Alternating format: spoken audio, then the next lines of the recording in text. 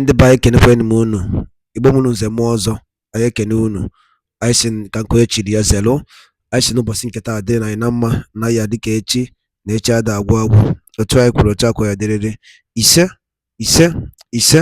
anyị egbapụ na ya ọsọ igosi na ya bụ ife anyị ji maka ya wee bịa n'iru akwụkwọ dịka unu na-anụ ka o si ada n'ebe dị iche iche na ọwụwa anyanwụ nke anyị na-akpọ Old Eastern Region. I burukwara ozi na-ewetara from Finland, the update I wetara from Finland about Michael Rubin nke si from United States of America. O show you a full support to Biafran declaration nke na-aga na Finland. Genu ntị ya bụ ozi ka wetara unu kwunu na ya n'ọnụ ya kwunu na ife o kwuru, and hopefully Trump is going to do something. Ka njidegodi na ebe a chọọ mekala unu mmanwụ n'iru mmanwụ.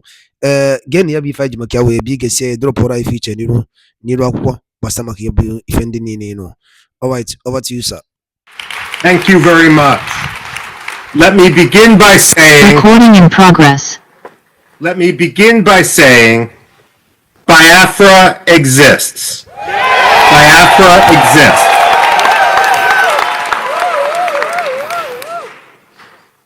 When I analyze, it's important to recognize the obvious. It's willful blindness to embrace some of the excuses which the West uses to avoid discussing the autonomy, the freedom, the liberty, and the independence of Biafra. It is not climate change, but deliberate murder. Climate change doesn't hire Fulani gangs to rape and murder in Biafra. The authorities in Abuja do. And we need to recognize that reality. Too often, the State Department, the European Union, the African Union, defer to the powerful against the weak. But that's not how human rights work. When it comes to the abuses of the Nigerian government, they must be held to account. When Secretary of State Antony Blinken met with Muhammadu Buhari, the former president of Nigeria and a war criminal from the days of the first Biafra genocide, he took Nigeria off the State Department's religious freedom watch list. The United States and all other countries must calibrate our policies towards the reality of the way things are, rather than the way we wish things would be. The fact of the matter is, on any watch list for religious freedom, Nigeria should be on its blacklist. It should be its worst tier. Because reality cannot be ignored, nor should human rights of all those in Biafra be swept under the bus. Frankly, if Nigeria spent as much energy hunting the perpetrators of violence against the Igbo as they do pressuring Finland to punish the free speech of Biafra's leaders, Nigeria would be a much better place. Unfortunately, rather than reform, rather than embrace liberty, rather than embrace self-determination, Nigeria seems to embrace transnational repression. And that is why all Biafra activists in Finland should be free. Now, a lot of people will look at Biafra and say, you know, we've never heard of Biafra. That reflects their ignorance and their ignorance of history rather than the necessary reality. But then you will have some naysayers who will say, why are you declaring independence, redeclaring independence in Finland rather than in Biafra itself? And again, that reflects an ignorance of history for those who might criticize. After all, Czechoslovakia declared its independence in Washington, D.C., right near where I sit now, and no one suggested that the Czechs and the Slovaks didn't deserve their freedom.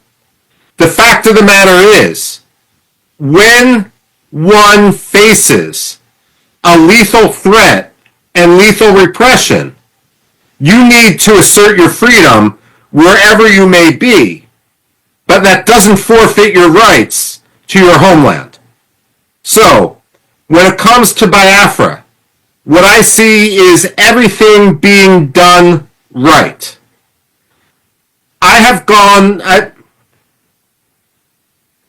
Let me put it this way. Again, I say this as an academic. I've been to many places around the world in which people desire their freedom. I've been to Iraqi Kurdistan, Turkish Kurdistan, and Syrian Kurdistan. And I've written a book where, while I empathize with the Kurds, they are not yet ready for independence because they have not taken the basic steps to form a unitary government that can step into the vacuum on day one and lead their people. That is something that the Biafrans have, a mistake the Biafrans have not made. What I see today with the organization of the Biafrans has been absolutely and completely admirable. You are not simply symbolically declaring independence. You are setting in motion a government which can take over all functions of the government.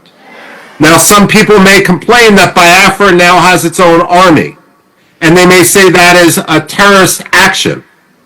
They are wrong. It is the job of any government to monopolize the use of force within its territory. The Nigerian army is the occupying army right now. Its job is not to monopolize the use of force within Biafra, because they have shown when they use force, they use it not for security, but to perpetrate insecurity. They use it to murder, they use it to rape, they use it to charter buses, to bring in militias, so that naive people may believe that they have nothing to do with what is going on in the region. Now, I'm a historian by training, which means I get paid to predict the past. Also, speaking of pay, let me be clear. I am receiving nothing for my advocacy for Biafra. I have been offered nothing, I have demanded nothing, and I am receiving nothing. Nor would it even be legal for me to accept money from anyone. I am speaking only as an analyst and only as someone who wants to further liberty. Now, I ask as a historian, where has it worked to force the victims of genocide together with their perpetrators? Where in history has that ever worked?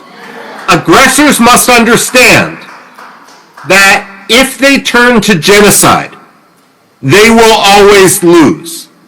The fact of the matter is, Nigeria lost Biafra in 1967.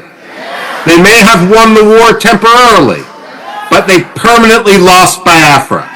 The decisions they made 57 years ago forfeited any rights they have to control, to occupy, to speak on behalf of the people of Biafra.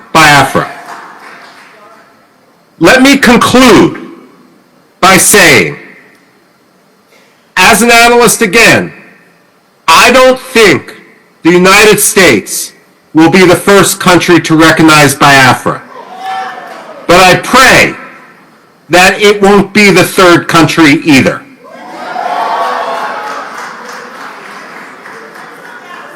Biafra to move from Finland and to lobby vociferously, night and day, in order to ensure that the African Union recognizes that Biafra is already more organized, already more capable of statehood, already will have a higher standard of living, already will be at peace with itself and its neighbors more than many other African countries. And therefore, it will be a boon to Africa, a boon to the African Union, a boon to the spread of democracy in the region, an anchor for stability in the region, in an area that is increasingly unstable, especially as people come from the north in order to destabilize. So let me conclude by saying with my very short remarks that I wish I could be with you there today. Family prevented me from coming, but I admire what you're doing, I follow what you're doing, and I pray for what you're doing. Long live Biafra.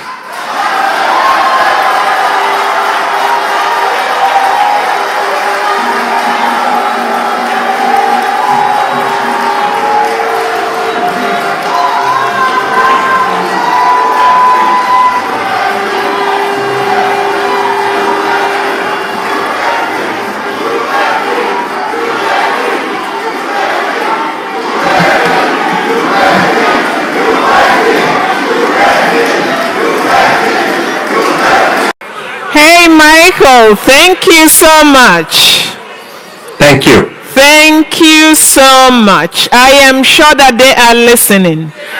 I am sure that the West is listening. Michael, I am sure the White House is listening. So, Michael, are you open to take one or two questions? If not, yes, absolutely. Okay, thank you. So, does anyone have a serious question for Mr. Michael?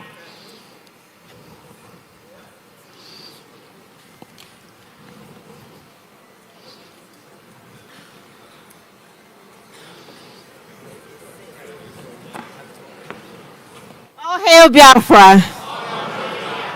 Mr. Michael, I thank you for taking the opportunity to speak to Biafrans, and we appreciate what you're doing. My question is, have you had a cup of tea with Donald Trump this morning? I've had a cup of tea, but that's all. We need to know.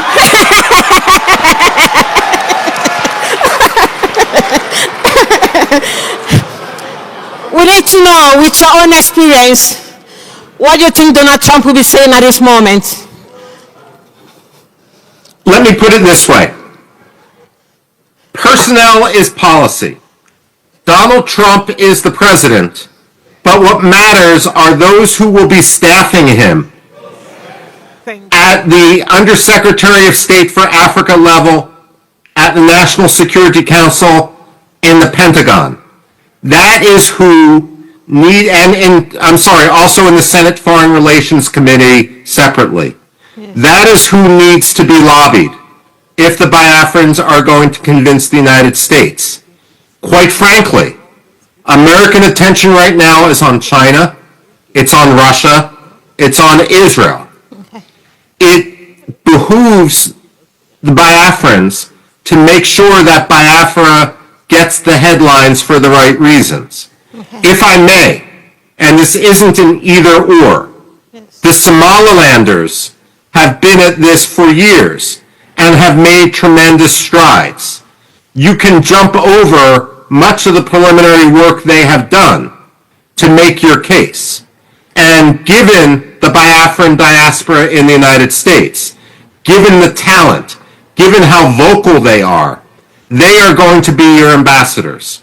And so I do think it is possible that the United States will eventually see the light. Frankly, I don't think it's possible to go backwards. No. But as Winston Churchill once said, the United States always does the right thing, They just try everything else first. It's important to get through that process much quicker. Thank you very much. Sorry, I didn't introduce myself. My name is Sister Dominica Olewune from Olo State. Thank you.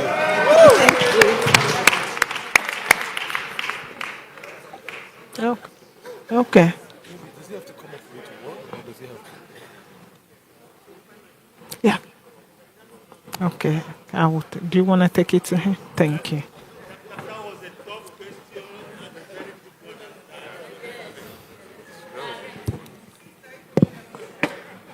I'm sorry, I wanted to stay down because I thought I was very tall, but let me climb up here. I want to thank the Biafran government in exile for bringing Ambazonia team here today. This is a wonderful opportunity. My legs are shaking, and I want to say it's a pleasure to have met and listened to Mr. Michael. In fact, I don't just know, I'm pumping out. And I want to make him to understand that Biafra and Ambazonia are seismic twins. I'm seeing him here. I was looking there. All right. Hello. Yeah, they are seismic twins. And I just want to ask you if you've also made some research on the genocide La République du Cameroon is emitting in Ambazonia, with the scorched earth policy, burning of villages, amputation, burning of fathers and mothers in the houses. And if that is done, that would be a very, very great thing for me to take home today. And hail Biafra. Thank you very much. I am aware of the situation. I'm aware of the fighting between the Francophones and the Anglophones. I'm aware, based on the Cameroonian community in the United States, in Washington, D.C., who say and describe how much of a police state it is as soon as they land in the country, how they're afraid to go back. I've been in, I've listened to phone calls that people have put on speakerphone to hear about the situation back home. So I am aware of the situation.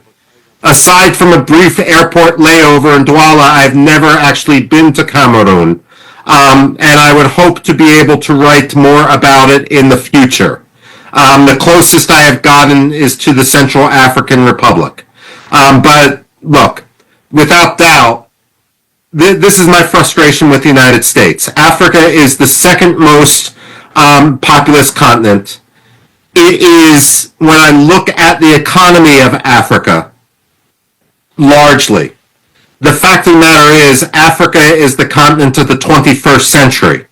And I find it shameful, the difference between the rhetoric of the United States and the reality of our policy.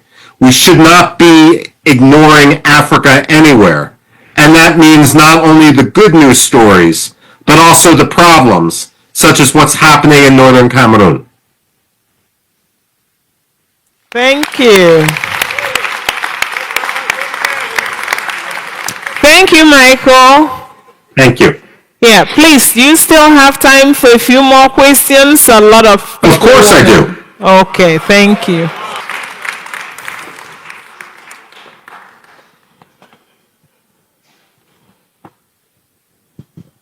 Good day, Michael. Good day. How are you doing? Very good, thank you. My name is Dr. Ngozi Orabweze. I am the Chief of Staff to the United States of Biafra.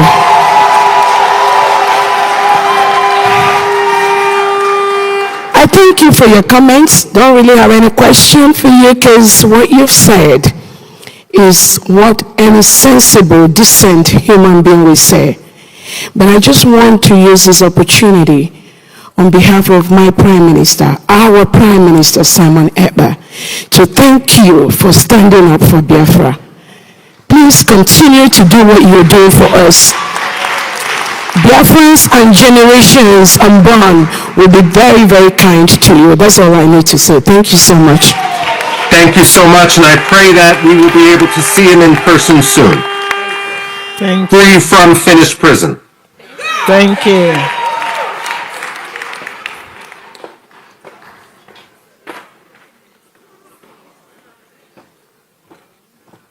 thought he was standing there. Who? Look at the young man here. Who? Oh, this one? Okay. So, Michael, we have a young man who wants to speak to you from the perspective of the youth of Biafra. Thank you. Hello, Michael. How are you doing today? Pretty good, thank you so much. That's good. So my name is Chumuchem Anyomre.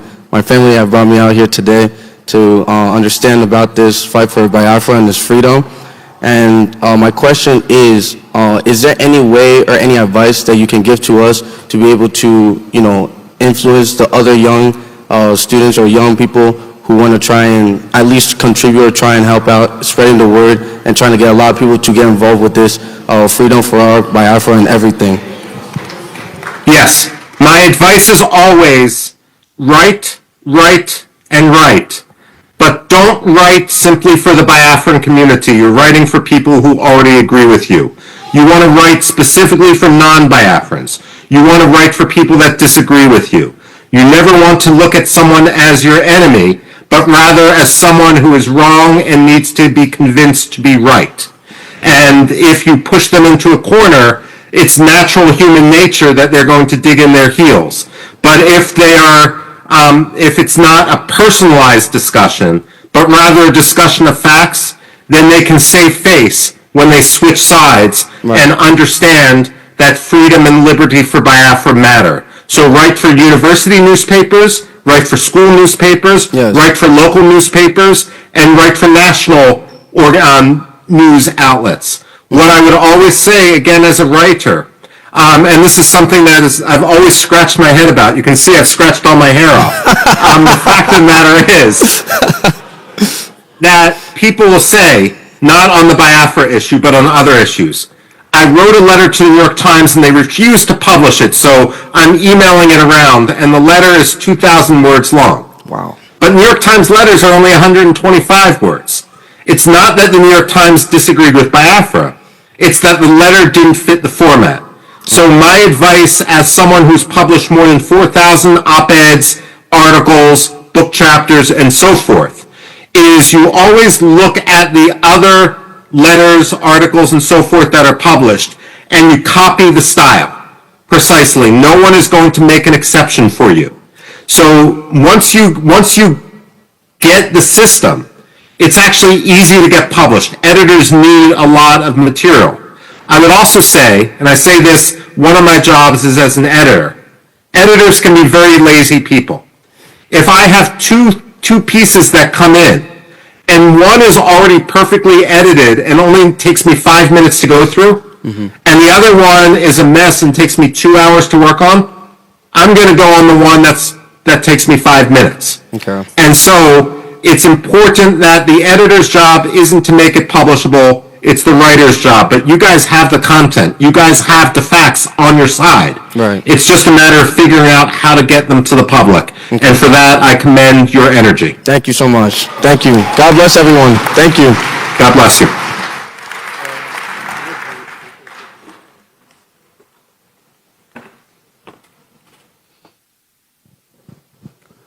Thank you, Mr. Michael, for your support. My question is, why do you think the West, who always clamor for human rights, prefer to partner with these repressive regimes in Africa at the expense of human life? You know, it's a great question. And it's something that's frustrated me in other contexts. First of all, there's two types of it. Let me put it this way.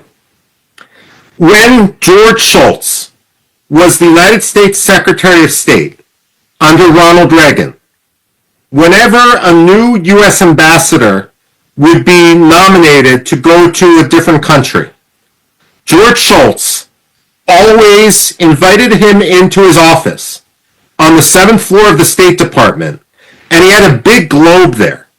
And he would tell the ambassador nominee, show me your country. And God forbid if that ambassador pointed to Gabon or Senegal or Somalia or Kenya, George Shultz would say, no, never forget that your country is the United States of America.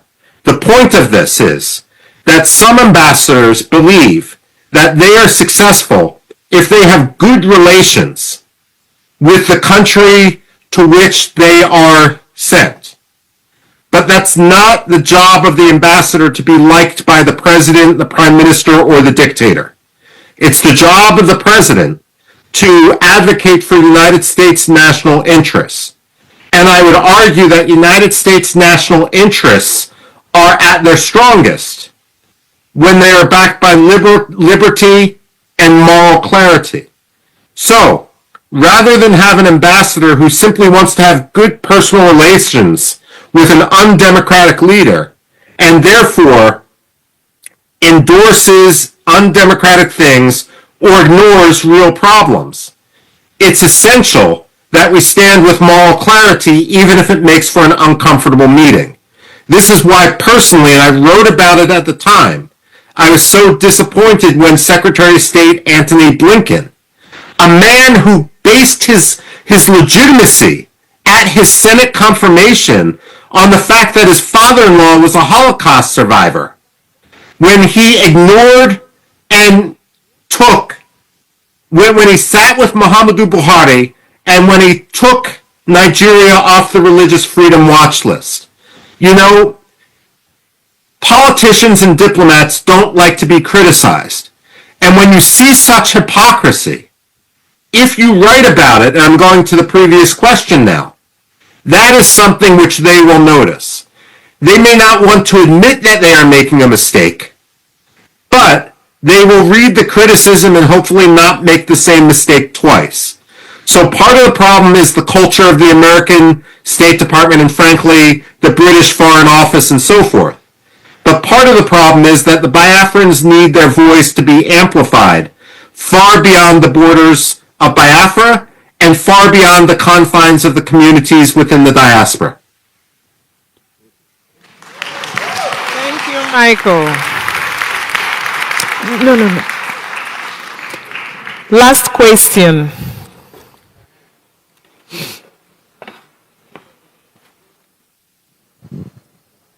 Thank you, Michael. Thank you. Yeah, we really appreciate you. I have two questions for you. Okay. Yes. Can you please promise the Biafran people that you will keep exposing the Nigerian government and keep exposing their atrocity, and you do the best you can to write up more, whatever you can, to speed up the release of our leader, our Prime Minister Mazi Simon Ekpa, which I call my boss. I came across one of your tweets. That was really good. We appreciate you. Please promise the Biafran people that you will keep helping us in fighting our cause. We look up to you and we believe that you know what we are fighting for. And we really appreciate you. And can Biafran people hear from you, can we hold you accountable with your word that you will always be with us? Yes. The short answer is yes. The longer answer is the American Enterprise Institute is a nonprofit. Michael Rubin ponido akwụkwọ ozodiki bịa bụ ke your reaction ka efiche n'ụdị nke gị gbasara maka ya bụ ife dropụrụ ya n'ido akwụkwọ na Eastern News 24 bụ ebe isi wetara ya bụ ozi dị oke mkpa ka emesịa n'ụmụnne